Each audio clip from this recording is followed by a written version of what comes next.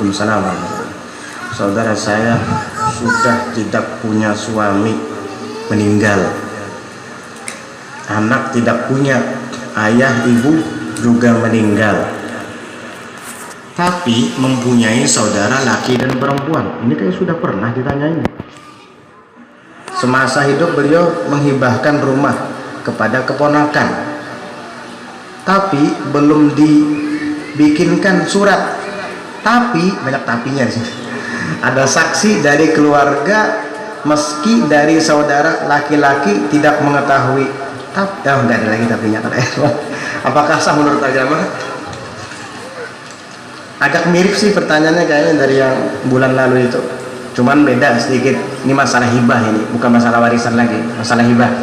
Jadi suaminya meninggal, anak tidak punya, ayah ibu juga sudah meninggal, tapi punya saudara laki dan perempuan. Semasa hidup beliau menghibahkan rumah kepada keponakan. Ada rumah dihibahkan kepada keponakan, tapi belum dibikinkan surat. Saksi ada dari keluarga, meski dari saudara laki-laki tidak ada yang mengetahui. Apakah sah menurut agama? Sah. Hibah asalkan almarhum ketika menghibahkan itu beliau dalam keadaan sehat walafiat, kemudian dengan tanpa ada ikrah, paksaan, memang kemauan beliau, ikhtiar beliau sendiri, sah hibahnya. Kendati pun belum ada surat menyuratnya, apalagi ditambah ada saksi yang menyaksikan, sah hibahnya. Paham? Gak apa-apa, boleh itu.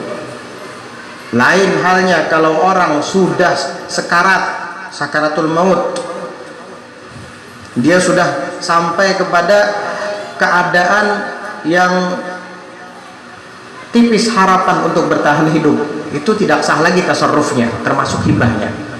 Paham?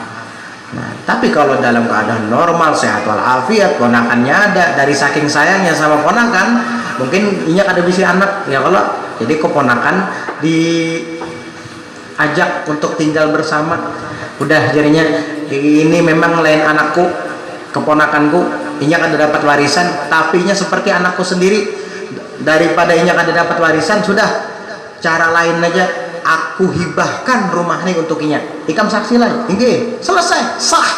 Dari sejak dihibahkan itu resmi sudah, rumah itu milik si anak, milik si anak, apa si keponakan, milik keponakan, sudah sah milik keponakan. Walaupun Sidin masih berdiam di sana, tapi Sidin berdiam di rumah itu cuma menumpang dengan keponakan jadinya, karena itu sudah milik keponakan. Paham? Lain kalau aku meninggal, maka rumah ini ampun si anu, tuh wasiat ngarannya lain hibah tuh, karena ditaklik lawan maut. Lain pulang hukumnya itu. Amun aku meninggal lah, rumah ini ampun si keponakanku, nah tuh wasiat, lain hukumnya. Bedakanlah antara hibah dengan wasiat. Kalau hibah dari sejak hidup itu sudah berpindah tangan kepada si keponakan. Tapi kalau wasiat, tunggu dulu, ketika beliau meninggal baru rumah itu bisa dimiliki oleh keponakan, dengan catatan rumah itu lebih dari sepertiga hartanya. Apa? Tidak lebih dari sepertiga hartanya. Misalkan harta keseluruhan berikut dengan aset-asetnya 150 juta, rumah itu nilainya 50 juta, berarti kan sepertiganya, tidak lebih. Itu sah wasiatnya, asal jangan lebih dari sepertiga. Bedakan antara hibah dengan wasiat, wallahu a'lam. Mudah-mudahan dapat dimengerti ya, sah hibahnya asal memenuhi syarat yang dijelaskan tadi. Bolehkah memperlihatkan foto bersama istri di media sosial? Janganlah, ngapain nanti foto-foto sama istri. Kalau apa namanya, nggak usah ya. Kalau apa namanya, momen-momen tertentu misalnya yang akan membuat apa kesan positif bagi yang melihat, seperti misalnya momen kebersamaan kita dan keluarga semua, dan itu pun menjaga adab, jangan sampai aurat kelihatan termasuk wajah. Oh ya, udah lihat kain hitam aja sudah sekali gitu. Jadi kan yang penting kebersamaan kita itu membuat orang lain menjadi ikut meniru dan meneladani kita, sehingga nang penyarikan non bini ampe penyarikan misalnya bagus itu dakwah bil hal itu, asal dalam momen-momen tertentu dan tetap menjaga adab-adab syariat, juga ada niat dakwahnya, dan tidak khusus momen-momen tertentu di saat banyak keluarga berkumpul misalnya, tapi tetap adab dijaga. Tapi dikasih kayak I love you gitu di wajah, wah nggak usah gitu-gituan. Itu kalau mau juga, tapi sebaiknya tidak usah selesai. Kita kalau mau majang status, mau majang apa namanya tuh, profil ya, foto profil, itu kalau yang berbau dakwah saja ya, yang sekiranya akan menarik perhatian orang lain lalu ikut bersama kita. Misalkan kita lagi sedang ada khataman Quran, itu kan ada yang nanya, di mana tuh Ustadz Saifur Rahman khataman tuh, misalnya di Musola Hidayah apabila setiap hari Kamis kawan lalu numpat. Nah ini kan dakwah enak. Pas penerbangan, bukan kita ria, bukan kita ingin pamer ibadah, bukan, itu kan tergantung kepada niatnya. Ya kita husnuzon aja. Kalau ada guru agama, ustadz begitu, itu kadang dia tujuannya untuk dakwah.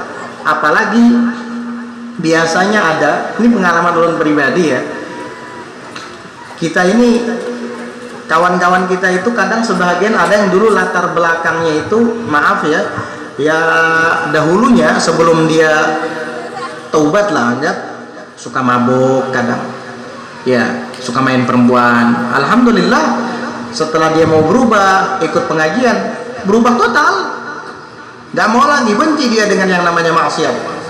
Lalu dia pajang foto bersama kita misalnya, orang lain melihat, apalagi kawan-kawannya dulu, subhanallah aja, lihat si Anang selawas lawan guru Saifur Rahman nih, pindah bagamis tarus, kopiah tarus lah, ini mah nyamannya si Anang, bercahaya ini muhanya, dulu hirang latat tuh misalnya, kan itu menggugah hati mereka, dan itu terbukti.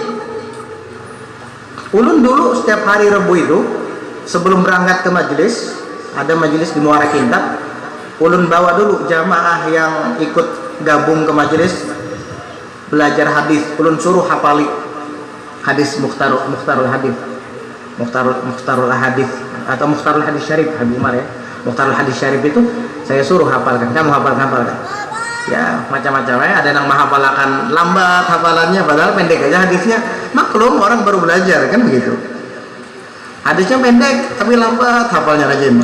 Farquma bainana wa bainal musyrikin al-amaim 'alal qalanis, kan pendek aja ya, farqu tuhuk mengatakan rajin kesian. Kenapa? Yang penting ini ada perhatian dalam hadis Nabi dulu.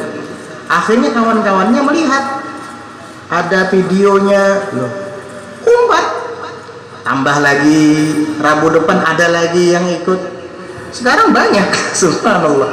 Ini media sosial dijadikan alat untuk media dakwah. Itu kalau begitu tujuannya. Tapi untuk yang ini saran saya pribadi, nggak usahlah perempuan-perempuan dipajang-pajang di situ ya. Walaupun suami istri, nggak usah dah. Suami aja udah kalau mau, dan itu pun ada tujuan maksud, ada maksud apa, supaya membuat sisi positif kepada yang melihatnya. Iya. Ini cuma makan mie, ada makan mie, ada kesan positifnya apa itu? Yang ada kesan positifnya aja. Kalau mungkin sini komersil ya, apa mie ayam spesial. Kalau hendak ke rumah bayar, itu nggak apa-apa. Ada tujuan berarti ya, penjualan berarti itu. Kalau kita kehilangan suatu barang dan kita cinta dengan barang itu, apa yang harus kita lakukan? Kehilangan suatu barang, kita cinta dengan barang itu, apa yang harus kita lakukan? Innalillahi wa inna ilaihi rajiun. Sudah, mau apa lagi? Ya sudah, sabar, tabah, pasrahkan kepada Allah Subhanahu wa ta'ala. Musibah itu. Kalau sudah musibah, ucapkan innalillahi wa inna ilaihi rajiun. Musibah tuh banyak macamnya. Bib, anu pian semalam rabah sepeda motor bib, innalillahi wa inna ilaihi rajiun. Kada bibanya hidup aja. Emang harus mati apa baru ucap innalillah? Ini kadang orang nggak ngerti, karena innalillah itu identik kepada orang yang meninggal dunia, padahal tidak harus meninggal. Ketika mendengar musibah aja, sesuatu yang dianggap musibah, mati lampu musibah, innalillahi wa inna ilaihi raji'un, nggak apa-apa. Apa alladzina idza asabathumul musibah qalu inna lillahi wa inna ilaihi raji'un. Gitu. Apa? Minta barangnya supaya dikembalikan. Ada doanya itu. Ada. Ya, tergantung kepada rezeki juga. Tapi insya Allah dikembalikan sama Allah. Kehilangan HP, iya. Doa kita, insya Allah dikembalikan HP baru lagi. Lebih bagus daripada HP yang hilang. Kan kembali juga akhirnya kan. Di antaranya ada yang menganjurkan untuk memperbanyak membaca surah Ad-Duha itu. Wad-duha wal-laili idza saja. Di situ kan ada fawajadaka dhallam fahada itu. Kemudian ada lagi yang menganjurkan untuk membaca ya hadi ya hadi. Insya Allah dengan niat supaya barangnya dikembalikan, kembalian. Ada juga yang mengatakan sebelum membaca Ad-Duha itu diniatkan dalam hati agar jika barang ditemukan saya akan menghadiahkan Al-Fatihah kepada Sayyidina Ibrahim bin Adham. Terbukti mujarab. Kadang kembali, kadang memang yang hilang itu kembali lagi. Ternyata bukan hilang, terselip di tapih. Kadang begitu. Atau terselip di sarung bantal. ketemu. Ulun bang biasanya kayak itu. Mana ulun nih HP nih. Sudah ya. Baca Wadduha ya hadi, dapat nah hadiahkan Fatihah kepada Ibrahim bin Adham. Pas berapa tuh jaga kepala. Aduh, kepala masuk dalam sarung bantal. Soalnya anak memaini dimasukkan dalam sarung bantal, tapi dapat kan? Dapat. Insya Allah. Kadang kehilangan kitab kita bingung, hendak tulak ke majelis kitabnya hilang. Ya Allah, mana kitab? Orang menghadangi di luar lawas dah. Bacakan, insya Allah dapat. Ternyata tertindih kitab yang lain, warnanya sama. Dikira itu kitabnya, ternyata bukan. Itu. Di antaranya gitu. Bisa jadi barangnya langsung nang terbulik, bisa jadi yang lebih baik digantikan dengan Allah Ta'ala. Iya. Bolehkah memperlihatkan? Sudah ini.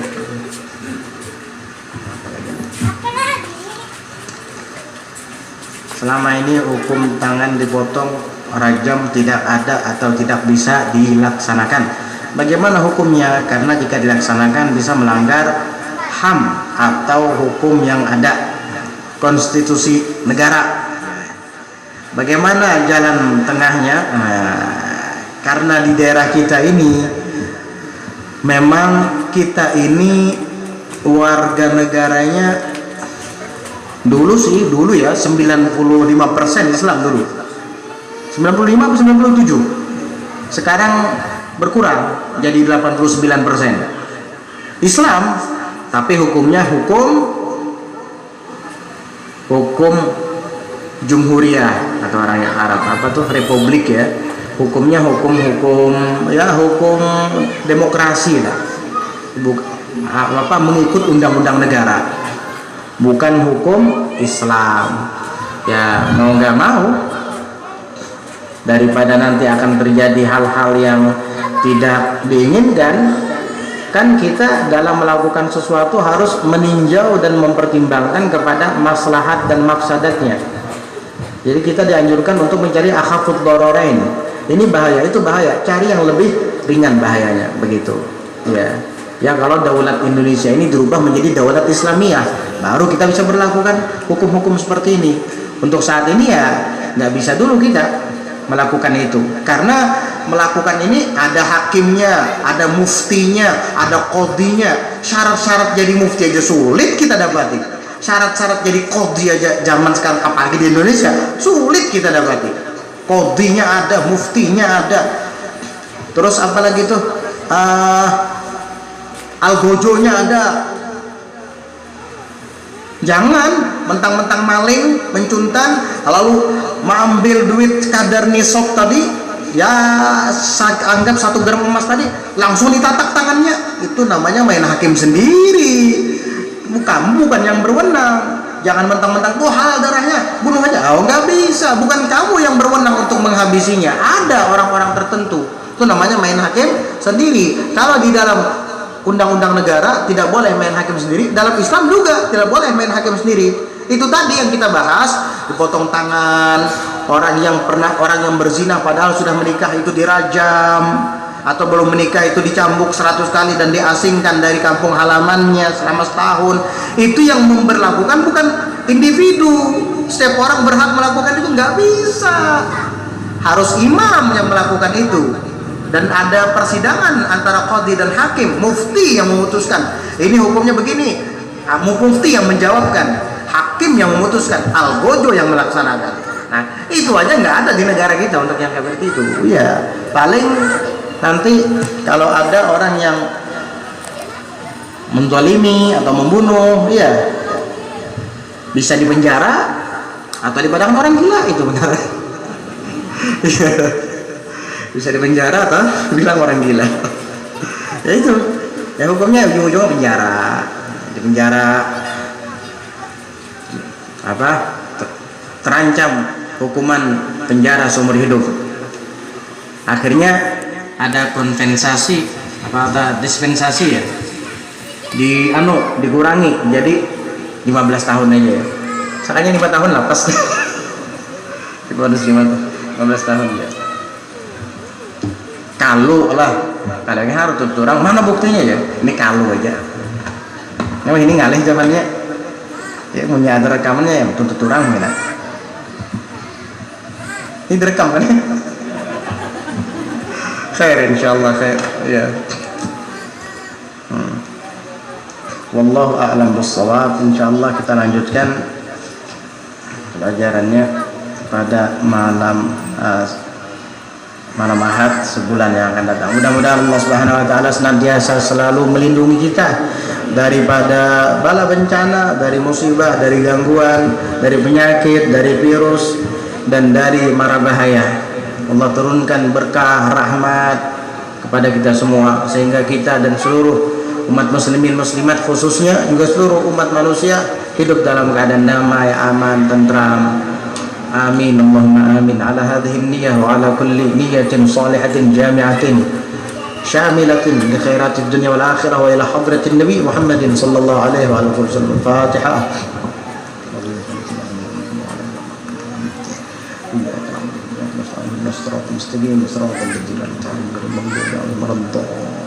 آمين.